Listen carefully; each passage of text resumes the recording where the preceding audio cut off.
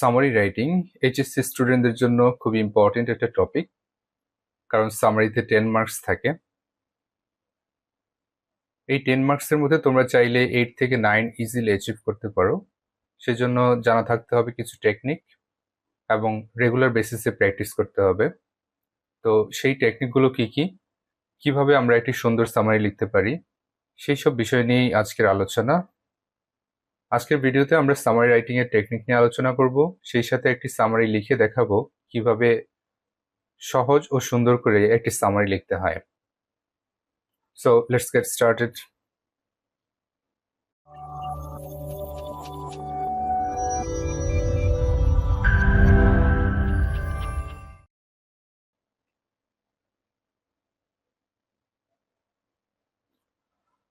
Five key points to remember.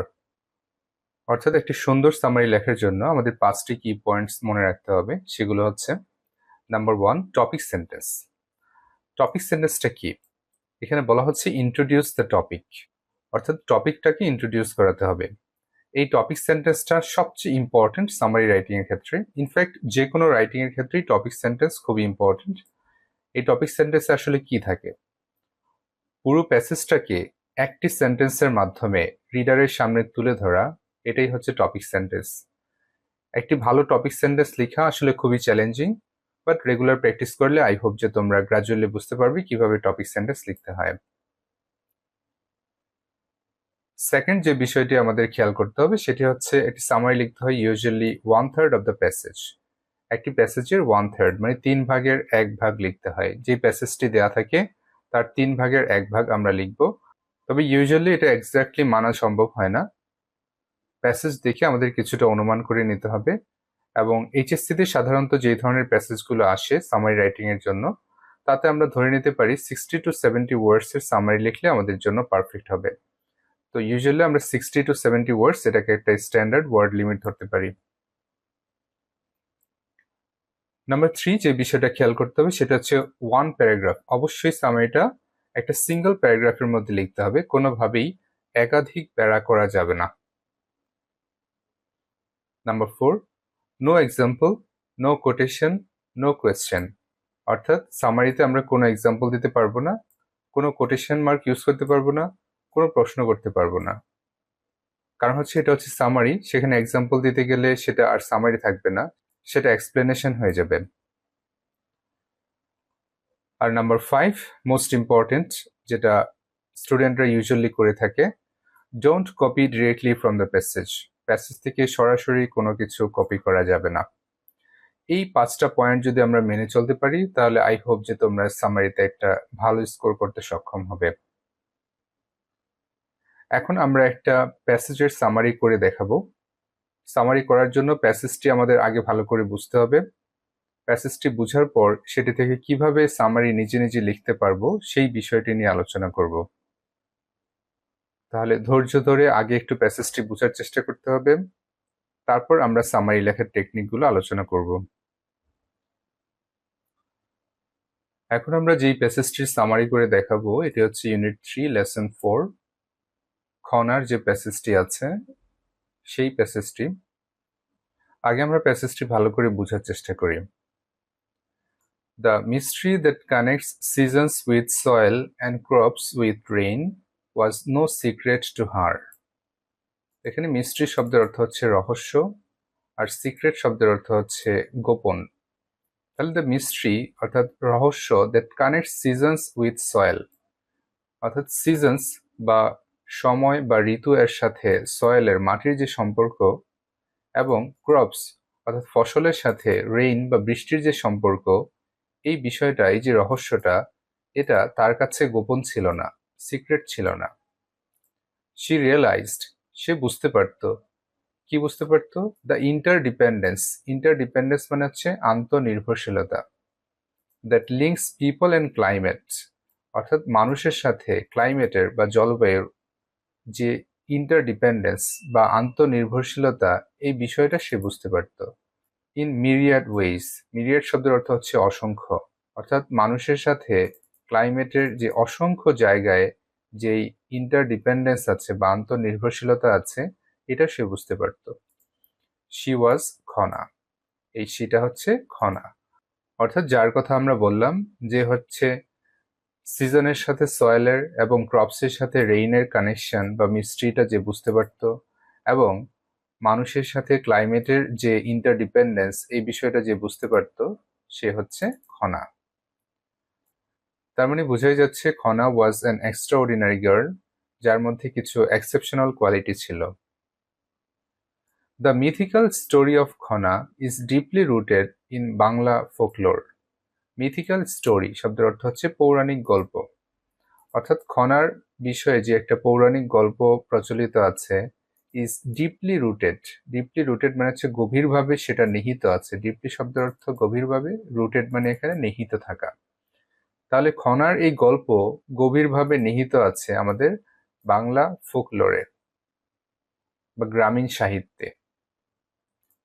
Khana originally named Laila, অর্থাৎ খনার মূল নাম ছিল লায়লা। তার মানে আমরা বুঝতে পারছি যে খনার এই নামটা, খনা নামটা পরবর্তীতে আসছে, তার মূল নাম ছিল লায়লা।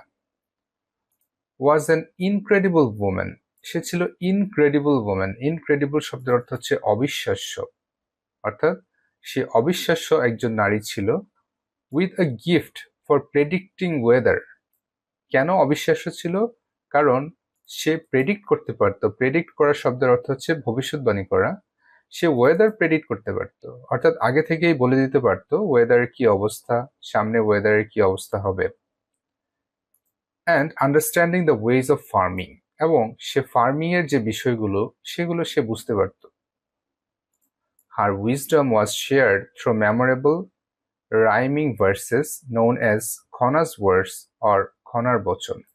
তো তার এই যে উইজডম, উইজডম শব্দের অর্থ হচ্ছে নলেজ বা ইন্টেলিজেন্স, এই তার যে নলেজ এগুলো ওয়াজ শেয়ার্ড, সে শেয়ার করতো through memorable rhyming verses. Rhyme শব্দের অর্থ হচ্ছে ছন্দ, আর ভার্স মানে কবিতা বা উক্তি। ছন্দযুক্ত কবিতার মাধ্যমে সে এই বিষয়গুলো শেয়ার করত, যেগুলো খনাস ওয়ার্ডস অথবা খনার বচন নামে পরিচিত ছিল। These sayings, though simple and easy to remember, were filled with deep knowledge and practical advice for farmers. তার এই যে সেইংস মানে এই যে তার উক্তিগুলো, though simple, যদিও এগুলো খুব সিম্পল ছিল, and easy to remember, এবং মনে রাখতে খুব সহজ ছিল, কিন্তু were filled with deep knowledge, কিন্তু এগুলোর মধ্যে ডিপ নলেজ ছিল, and practical advice for farmers, এবং কৃষকদের জন্য ভালো বা গুরুত্বপূর্ণ অ্যাডভাইস ছিল এগুলোর মধ্যে। তাহলে এটুক পরে আমরা কি বুঝতে পারলাম? খনার যে মিথিক্যাল স্টোরিটা আছে, এটা হচ্ছে বাংলার গ্রামীণ সাহিত্যে গভীরভাবে নিহিত আছে। খনার মূলত নাম ছিল লায়লা, এবং তার স্পেশালিটি ছিল সে ওয়েদার প্রেডিক্ট করতে পারত, এবং ফার্মিং এর যে ওয়েজগুলো সেগুলো সে বুঝতে পারত, এবং তার যে এই যে উইজডম, এটা সে কৃষকদের সাথে শেয়ার করত কবিতার মাধ্যমে, ছোট ছোট উক্তির মাধ্যমে, যেগুলো খনাস ওয়ার্ডস বা খনার বচন নামে পরিচিত। তো এই উক্তিগুলো যদিও খুব সিম্পল এবং ইজি টু রিমেম্বার, মনে রাখতে খুব সহজ ছিল, কিন্তু এগুলোর মধ্যে ডিপ নলেজ ছিল এবং কৃষকদের জন্য প্র্যাকটিক্যাল অ্যাডভাইস ছিল। Khana used her knowledge to help the peasants. Peasant শব্দের অর্থ হচ্ছে কৃষক, অর্থাৎ কৃষকদের হেল্প করার জন্য খনা তার এই নলেজটাকে ইউজ করত। But her actions often challenge the ruling class. কিন্তু তার এই কাজ রুলিং ক্লাসকে, যারা রুল করত, সমাজে শাসনকর্তা যারা ছিল, তাদের জন্য কিছু চ্যালেঞ্জিং হয়ে গেল। কারণ হচ্ছে তাদের কথা না শুনে কৃষকরা এখন সবাই খনার কথা শুনছে। এই কারণে তাদের যে আধিপত্য সমাজে, সেটা নষ্ট হয়ে যাচ্ছে। এই কারণে এই রুলিং ক্লাস খনার এই কাজে সন্তুষ্ট হতে পারল না। The rulers, not pleased with her defiance, punished her cruelly by cutting out her tongue. এই রুলার্সরা যেহেতু তার এই ডিফেন্স শব্দের অর্থ হচ্ছে অবাধ্যতা, অর্থাৎ তাকে মানা করা সত্ত্বেও সে কৃষকদের সাথে তার এই ভার্সগুলো শেয়ার করছে, এভাবে কৃষকদের কাছে সে জনপ্রিয় হয়ে যাচ্ছে, এই বিষয়টাতে রুলার্সরা কোনোভাবেই প্লিজড হতে পারলো না, সন্তুষ্ট হতে পারলো না, এবং শেষ পর্যন্ত তারা তাকে পানিশ করলো, শাস্তি দিল। সেটা হচ্ছে খুবই ক্রুয়েললি, নিষ্ঠুরভাবে, সেটা হচ্ছে কাটিং আউট হার টাং। তার টাং বা জিহ্বা কেটে দিল, যাতে করে সে কৃষকদের সাথে আর কোনো কমিউনিকেশন করতে না পারে। Thus she became known as Khana, এবং এই ঘটনার পরই সে খনা নামে পরিচিত হয়। কারণ হচ্ছে খনা শব্দটির অর্থ হচ্ছে someone who cannot speak, অর্থাৎ এমন একজন যে কথা বলতে পারে না। Despite this harsh punishment, harsh শব্দের অর্থ হচ্ছে নির্মম, এই নির্মম পানিশমেন্ট বা শাস্তি সত্ত্বেও her wisdom lived on her sayings which have been passed down for over 1500 years, অর্থাৎ এই নির্মম পানিশমেন্ট সত্ত্বেও তার যে উইজডম সেটা কিন্তু বেঁচে ছিল তার সেইংস এর মাধ্যমে, তার এই উক্তিগুলোর মাধ্যমে, যেটা পরবর্তীতে প্রায় 1500 বছর পর্যন্ত কৃষকদের হেল্প করেছেন এবং কৃষকদের মাঝে সেই উক্তিগুলো বেঁচে ছিল। তো এই হচ্ছে আমাদের প্যাসেজ। আমরা যদি ধরে নেই যে এই প্যাসেজটার এই এতটুকু অংশ আমাদের সামারি রাইটিং এর জন্য আসবে, তাহলে এটার সামারি আমরা কিভাবে লিখব, এখন সেই বিষয়টি নিয়ে আমরা আলোচনা করব। এখন আমরা দেখি এই প্যাসেজটির সামারি আমরা কিভাবে লিখতে পারি। আমরা টেকনিকে বলেছিলাম শুরুতে আমাদের একটি টপিক সেন্টেন্স দিতে হবে। তাহলে এই প্যাসেজের টপিক সেন্টেন্স কি হতে পারে? এই প্যাসেজের যদি আমরা একটু ভালোভাবে খেয়াল করি, সবচেয়ে ইম্পর্টেন্ট যে বিষয়টা সেটা হচ্ছে খনাস ওয়ার্ডস বা খনার বচন। এই খনার বচনের জন্যই মূলত খনা বিখ্যাত, বা খনার যে নাম সেটা আজ পর্যন্ত টিকে আছে তার বচন বা উক্তিগুলোর জন্যই। তার মানে শুরুতেই আমরা এই ধরনের কিছু লিখব যাতে করে খনার পরিচয়টা ক্লিয়ারলি রিডারের কাছে ফুটে ওঠে। তাহলে আমরা একটা টপিক সেন্টেন্স লেখার চেষ্টা করি।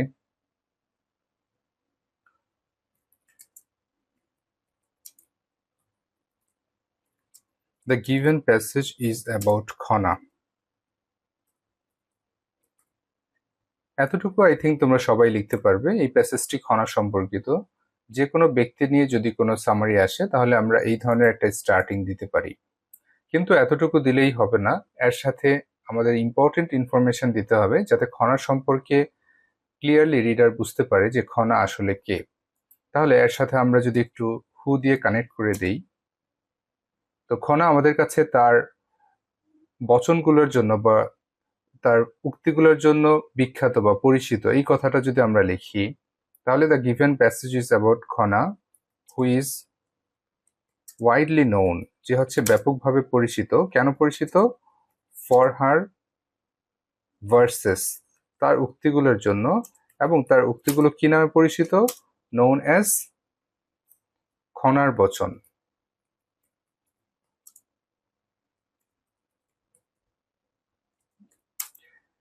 এই যে এভাবে আমরা কিন্তু একটি সুন্দর টপিক সেন্টেন্স লিখতে পারি। তো আমরা যদি জাস্ট টপিক সেন্টেন্সটা একটু খেয়াল করি তাহলে কিন্তু একজন রিডার ক্লিয়ারলি বুঝতে পারবে যে প্যাসেজটি খনা সম্পর্কিত, এবং খনাকে, খনা হচ্ছে তার স্পিচ বা তার বচনের জন্য পরিচিত সবার কাছে।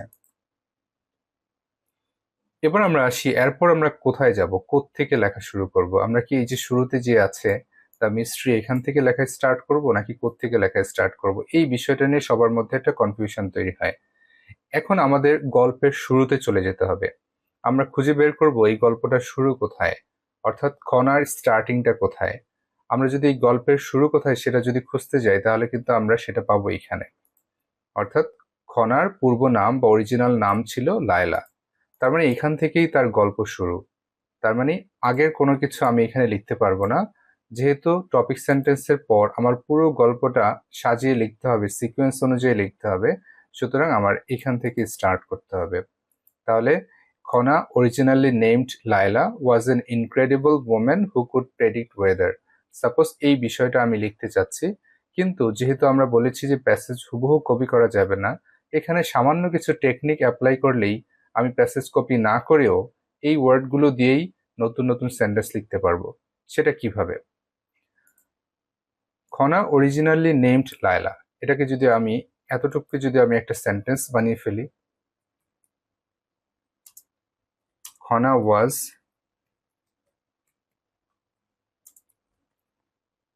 originally named Laila, এভাবে কিন্তু আমি একটা নতুন সেন্টেন্স তৈরি করে ফেলতে পারি। তাহলে এই প্যাসেজের সাথে আমার লেখার কোনো মিল থাকবে না। Khana was originally named Laila, অর্থাৎ খনার পূর্ব নাম ছিল Laila.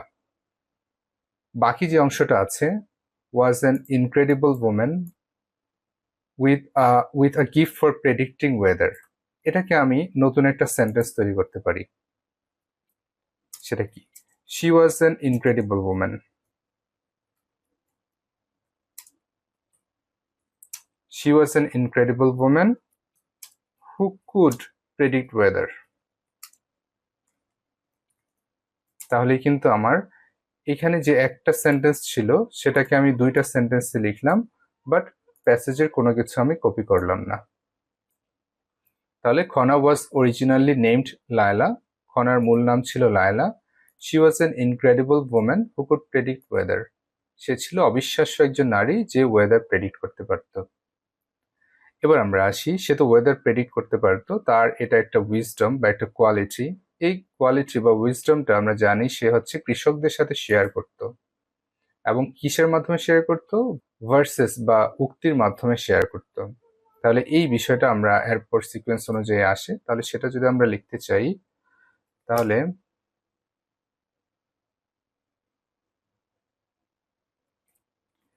she shared her wisdom, সে তার এই উইজডমটা শেয়ার করতো কাদের সাথে? উইথ ফার্মার্স, কৃষকদের সাথে। কিভাবে শেয়ার করতো? থ্রু ভার্সেস, কবিতার মাধ্যমে বা ছন্দের মাধ্যমে। অর্থাৎ সে তার এই উইজডমটা কৃষকদের সাথে শেয়ার করত কবিতার মাধ্যমে। এবার আমরা আসি, তার এই শেয়ারিং এর কারণে সে পপুলার হয়ে যাচ্ছিল। রুলিং ক্লাস সেটা কোনোভাবেই মেনে নিতে পারছিল না এবং তারা তাকে শাস্তি দেওয়ার জন্য তার জিভ কেটে ফেললো। তাহলে প্রথমত রুলিং ক্লাস তার প্রতি অসন্তুষ্ট হলো, সেই বিষয়টা আমাদের বলতে হবে। যেহেতু আমরা একটা নতুন বিষয় যাচ্ছি, তাহলে একটা আমরা কানেক্টর ইউজ করতে পারি। হাউএভার, রুলিং ক্লাস তার প্রতি সন্তুষ্ট ছিল না। তাহলে এটাকে আমরা কিভাবে লিখতে পারি? দ্য রুলিং ক্লাস, আমরা এই কথাটা সাপোজ লিখতে চাচ্ছি। এই কথাটাকে আমরা কিভাবে লিখতে পারি? এখানে আছে দ্য রুলার্স, দ্য রুলার্স এর পরিবর্তে আমি লিখলাম the ruling class not pleased with হার ডিফায়েন্স। এটাকে যদি আমরা একটু অন্যভাবে লিখি, the ruling class was not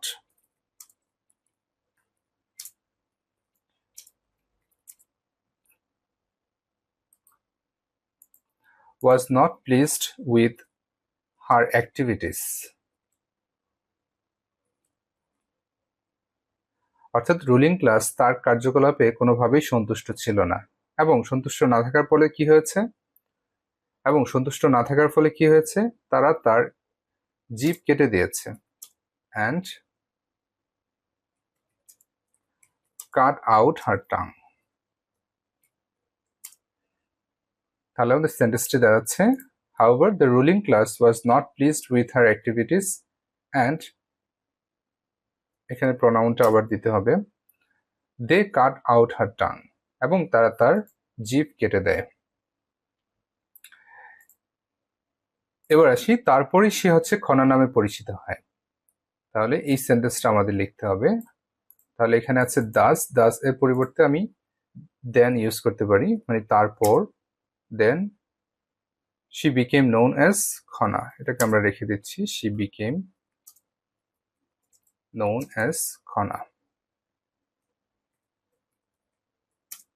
তারপর সে খনা নামে পরিচিত হয়। তারপর আসি, despite this harsh punishment her wisdom lived on her sayings which have been passed down for over 1500 years. এই পুরো কথাটাকে আমরা এখানে অ্যাড করতে চাই, যেহেতু এটা লাস্ট সেন্টেন্স, এটার একটা ইম্পর্টেন্স আছে, কনক্লুশনে এটা দরকার। কিন্তু এটাও আমরা পুরোপুরি নিতে পারবো না, কারণ হচ্ছে অলরেডি আমাদের প্যাসেজটা, আমাদের সামারিটা প্রায় 60 ওয়ার্ড হয়ে গেছে, সুতরাং খুব বেশি লেখার সুযোগ নেই।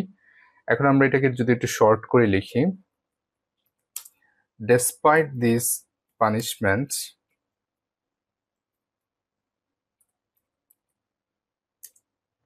এই পানিশমেন্ট সত্ত্বেও her wisdom lived on her sayings, মোট কথা হচ্ছে তার সেইংস গুলো, তার উক্তিগুলো টিকে ছিল 1500 বছর। এটাকে যদি আমরা একটু শর্ট করে লিখি, her sayings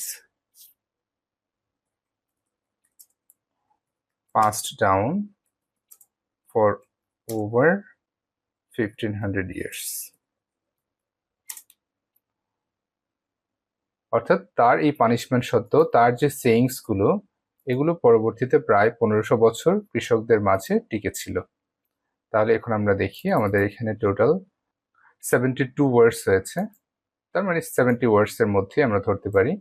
এখন আমরা দেখি আমাদের এই প্যাসেজের সব ইম্পর্টেন্ট ইনফরমেশন এখানে আসছে কিনা। তো আমরা এইটাকেই আমাদের একটা গল্প আকারে যদি দেখি, এটা পড়েই আমাদের পুরো গল্পের ফিলটা আসে কিনা বা কোনো ইনফরমেশন মিস গেল কিনা সেই বিষয়টা আমাদের একটু খেয়াল করতে হবে। আমাদের প্রথম সেন্টেন্সটা ছিল the given passage is about Khana who is widely known for her verses known as খনার বচন। এটা ছিল আমাদের টপিক সেন্টেন্স। এরপরে আমাদের গল্পের শুরু এখান থেকে। Khana was originally named Laila. খনার মূল নাম ছিল Laila. She was an incredible woman. সে ছিল একজন incredible woman who could predict weather, যে ওয়েদার প্রেডিক্ট করতে পারতো। তার মানে এটা হচ্ছে তার একটা স্পেশাল কোয়ালিটি। তার এই কোয়ালিটিটা বা তার এই উইজডমটা সে কৃষকদের সাথে শেয়ার করেছে। তাহলে she shared her wisdom with farmers. এবং কিভাবে শেয়ার করেছে? থ্রু ভার্সেস, কবিতার মাধ্যমে। হাউএভার, কিন্তু the ruling class was not pleased with her activities. Ruling class তার কাজে কোনোভাবেই সন্তুষ্ট ছিল না। And they cut out her tongue, এবং তারা তার জিভ কেটে দেয়। Then she became known as Khana, তারপরেই সে খনা নামে পরিচিত হয়। ডেসপাইট দিস পানিশমেন্ট, এই পানিশমেন্ট সত্ত্বেও her sayings pass down for over 1500 years. এই পানিশমেন্ট সত্ত্বেও তার যে সেইংস গুলো এগুলো পরবর্তীতে প্রায় 1500 বছর যাবৎ কৃষকদের মাঝে টিকেছিল। তাহলে যদি তোমরা একটু খেয়াল করো, এখানে কিন্তু আমাদের পুরো গল্পটা চলে আসছে এবং এই মূল প্যাসেজে এমন কোনো ইম্পর্টেন্ট ইনফরমেশন নাই যেটা আমাদের এই গল্পে আসেনি। তার মানে এই পুরো গল্পটাকে কিন্তু আমরা এই অল্প ওয়ার্ডের মধ্যে, প্রায় 70 ওয়ার্ডের মধ্যে আমরা কিন্তু কভার করতে পেরেছি। তাহলে এটাই হচ্ছে আসলে সামারি। এভাবেই সুন্দর করে আমাদের একটা সামারি লিখতে হবে যেখানে কোনো ইম্পর্টেন্ট ইনফরমেশন মিস যেতে পারবে না এবং যেটার মধ্যে একটা লজিক্যাল সিকোয়েন্স থাকবে। তবে সেটা ওয়ার্ড লিমিট ফলো করতে হবে আমাদের। ওয়ার্ড লিমিট আমরা কোনোভাবেই ক্রস করতে পারবো না। তাহলে আই হোপ যে তোমরা মোটামুটি টেকনিকগুলো বুঝতে পেরেছো, কিভাবে আমরা এখানে একটা সেন্টেন্সকে দুইটা সেন্টেন্সে কনভার্ট করেছি, আবার কোথাও কোথাও দুইটা বা তিনটা সেন্টেন্সকে আমরা একটা সেন্টেন্সের মধ্যে নিয়ে আসছি, আবার একটা বড় সেন্টেন্সকে কিভাবে আমরা শর্ট করে ফেলছি। এই টেকনিকগুলো খেয়াল করলেই তোমরা আস্তে আস্তে সামারি রাইটিং এ স্কিল হয়ে যাবে I think. So that's it for today. Next ক্লাসে অন্য কোনো প্যাসেজের সামারি নিয়ে আমরা আলোচনা করব। তাহলে আজকের মতো এই পর্যন্তই। ধন্যবাদ সবাইকে।